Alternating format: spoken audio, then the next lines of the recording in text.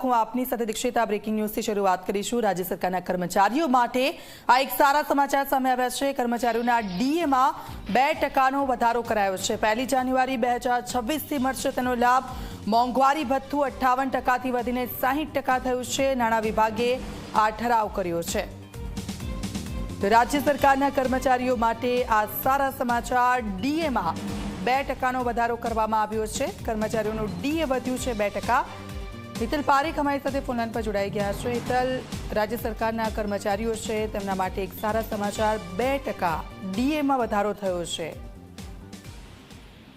જી ચોક્કસ એવું કહી શકાય કે રાજ્ય સરકારે કેન્દ્ર સરકારના ધોરણ મુજબ 2%નો ડીએમાં વધારો કરવાનો નિર્ણય લીધો છે। સ્વાભાવિક છે કે તેના કારણે ક્યાંક ને ક્યાંક જોવા જઈએ તો 58%ની જગ્યાએ 60% હવે મોંઘવારી ભથ્થા તરીકે કર્મચારીઓને મળશે અને પેન્શનરોને પણ સીધો લાભ આનો મળવાનો છે।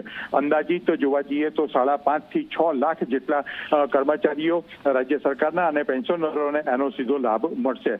આ જે વધારો છે એ વધારો 2025ની અસરથી મળવાનો છે અને ડિફરન્સની રકમ છે એ નિયમ અંતર્ગત તેમને ચૂકવવામાં આવશે। જી બિલકુલ, આભાર હિતલ સમગ્ર વિગત બદલ।